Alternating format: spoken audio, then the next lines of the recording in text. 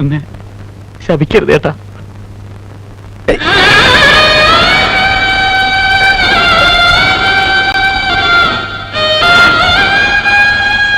എന്താണ് എന്താ ഏട്ടൻ അങ്ങനെ ചിന്തിക്കാൻ പോലും പറ്റൂടാ? ഒരുപാട് വേദനിപ്പിച്ചിട്ടുണ്ട്, ഒരുപാട്. ഒക്കെ മറന്ന് ഏട്ടനും ഏട്ടത്തി എന്റെ കൂടെ വരണം. എന്നെ ഒറ്റപ്പെടുത്തരുത്.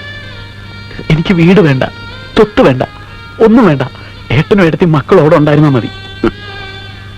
വേണ്ട മോനെ, ഇനി ഒരു മടക്കല്ല. പറ്റിപ്പിടിച്ചു നിന്നു, പറിച്ചെടുത്ത പോലെയാ പോന്നേ. ഇനി വേണ്ട.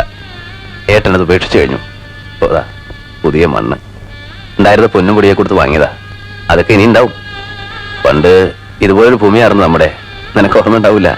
കുത്തിക്കളിച്ചുണ്ടാക്കി. ഇവിടെ അതുപോലെയൊക്കെ ഉണ്ടാക്കണം. ഉണ്ടാവും. ഈശ്വരൻ ആരോഗ്യ ആയുസൊക്കെ തരാണെങ്കിൽ. അമ്മയോട് ഞാൻ ഏട്ടനെയും കൊണ്ടേ ചെല്ലൂ എന്ന് പറഞ്ഞിട്ടാ പോന്നു. അമ്മയോട് പറയാ, ഞങ്ങൾക്ക് ഇവിടെ സുഖാണ്. നിങ്ങൾക്ക് എന്ത് ആവശ്യം ഉണ്ടായാലും ഏട്ടൻ വെളിപ്പുറത്തുണ്ടാവും.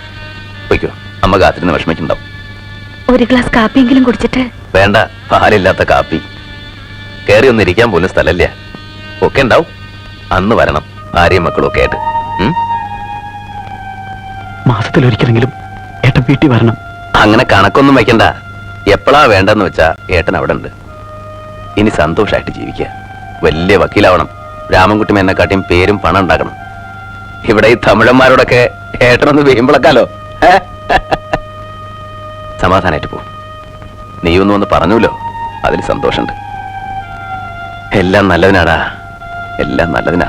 പോയിക്കോ. ഏട്ടത്തി, ഞാൻ ഇടയ്ക്ക് വരാം. ആ, ശോഭയോടും പറയൂ.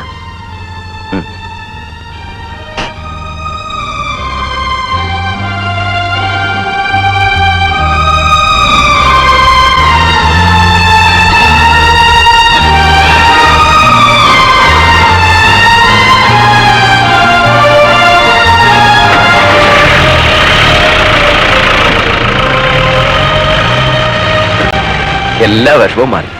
സന്തോഷായി എനിക്ക്. അവ വന്നൂലോ.